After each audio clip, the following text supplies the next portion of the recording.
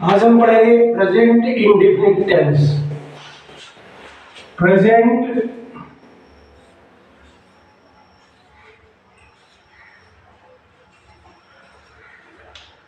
Present indefinite tense.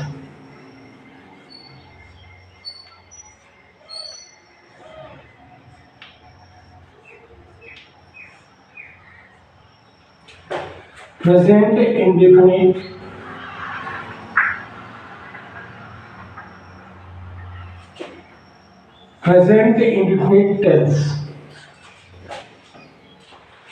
सबसे पहले present indefinite को पहचानेंगे कैसे, उसके लिए सबसे पहले लिखेंगे पहचान।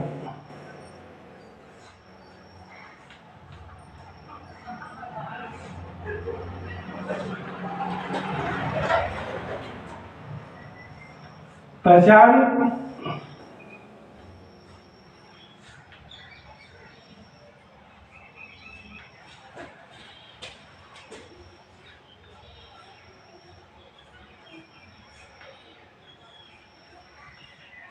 वाक्य के अंत में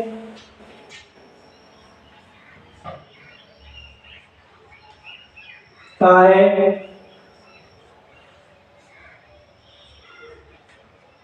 तिए,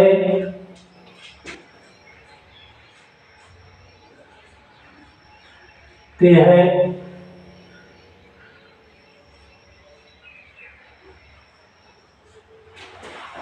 लगा रहता है।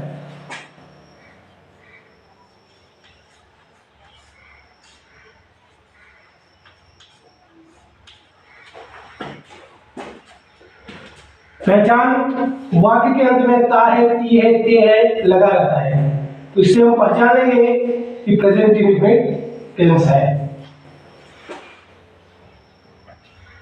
इसके बाद अपन आते हैं रूल पे। रूल नियम।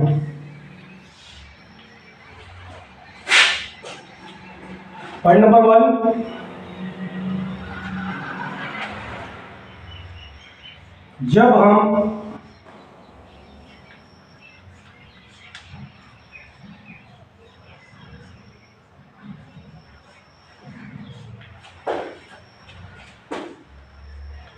हिंदी से अंग्रेजी बनाते हैं,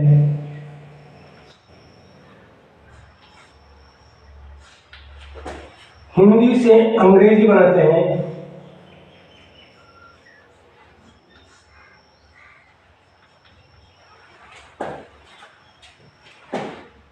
तब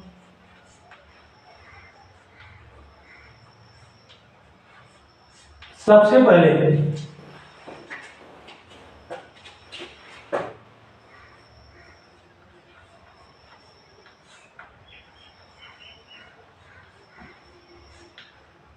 कर्ता लिखते हैं,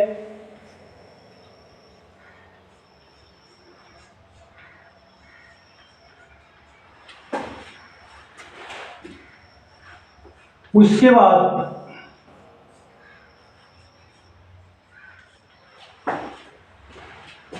क्रिया लिखते हैं।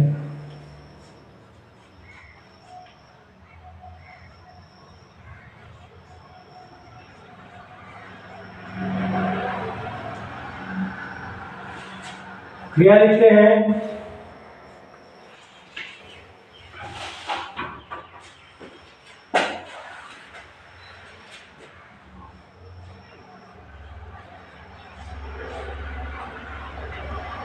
उसके बाद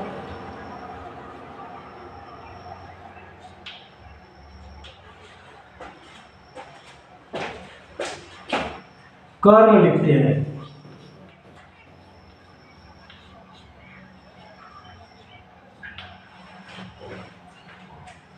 पॉइंट नंबर 2,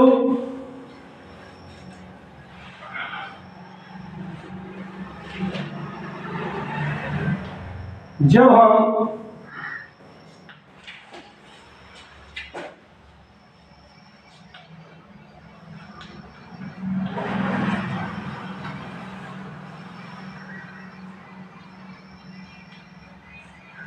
अंग्रेजी से हिंदी बनाते हैं।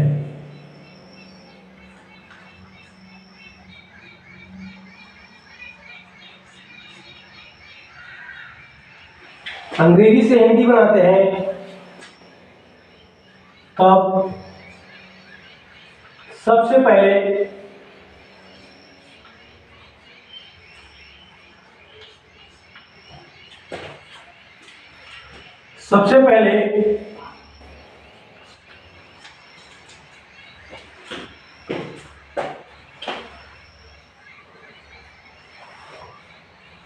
कर्ता लिखते हैं,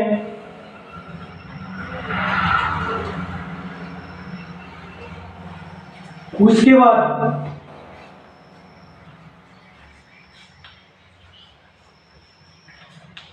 बाद कर्म लिखते हैं,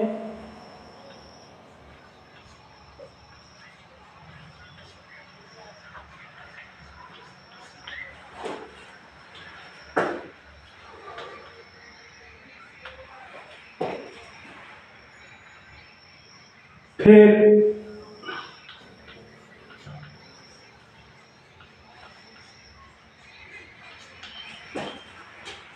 क्रिया लिखते हैं।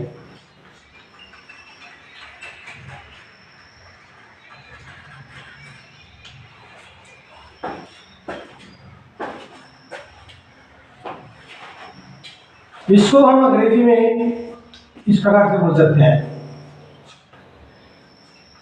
इसको हम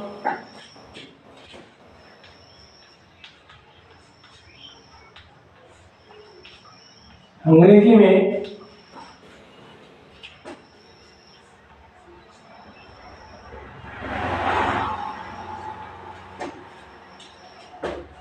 इस प्रकार से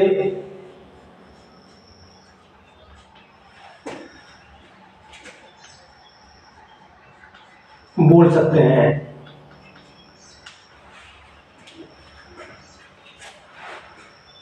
नंबर 1, सब्जेक्ट,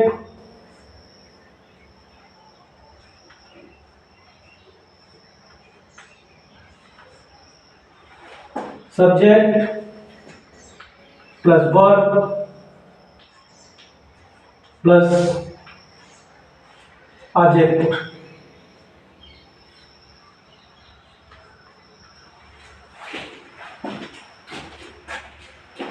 नंबर 2,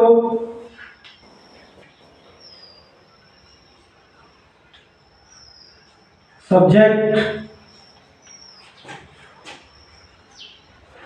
ऑब्जेक्ट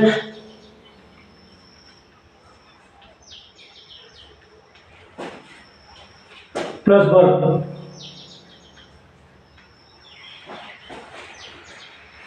इस स्ट्रक्चर से हम हिंदी से Hindi to English, English to Hindi सीख सकते हैं।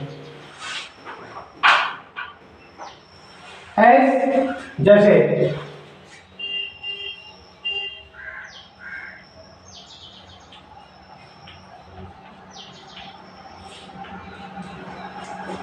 वह पढ़ता है,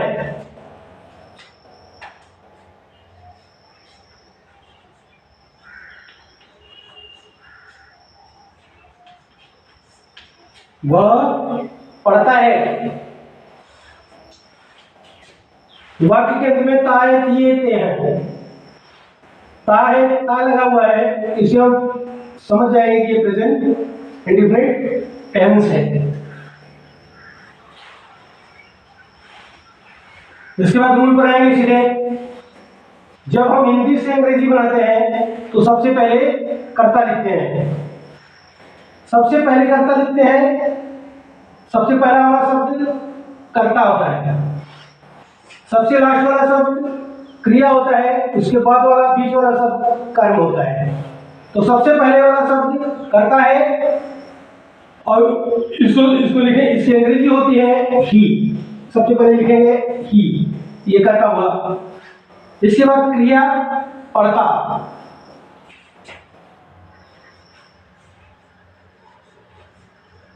रीड। अब इसमें देखना पड़ता है कि वाक्य कौन सा है, एक वचन का है या बहुवचन का है। एक वचन का होता है तो उसमें ऐसे एस लगाते हैं क्रिया में, और बहुवचन का होता है तो उसमें ऐसे एस नहीं लगाते हैं। तो क्रिया ये वाक्य एक वचन में है, इसलिए इसमें यस जोड़ देंगे। वह पढ़ता है, वह पढ़ता है, ठीक है। इसके बाद दूसरा, जब हम अंग्रेजी से हिंदी बनाते हैं तो सबसे पहले कर्ता लिखते हैं, उसके बाद कर्म लिखते हैं, उसके बाद क्रिया लिखते हैं। अंग्रेजी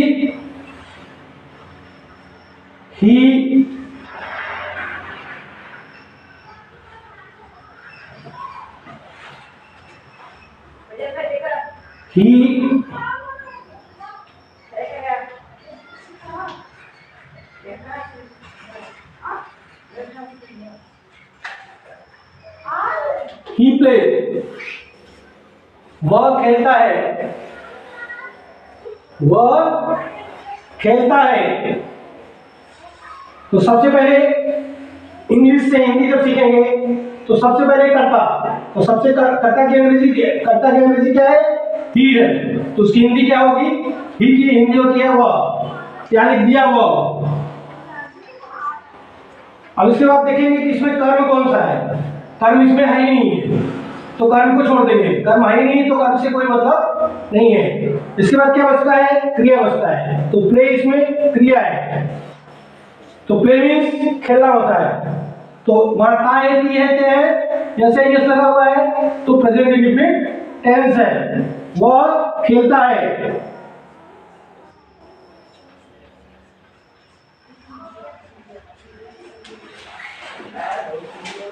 ये हुआ Hindi to English, English to Hindi. जब हम सीखते हैं हिंदी से अंग्रेजी कैसे बनाएंगे, अंग्रेजी से हिंदी कैसे बनाएंगे, इस प्रकार से हम अंग्रेजी से हिंदी, हिंदी से अंग्रेजी सीखते हैं। इस स्ट्रक्चर के अनुसार subject, verb after object, subject object after verb.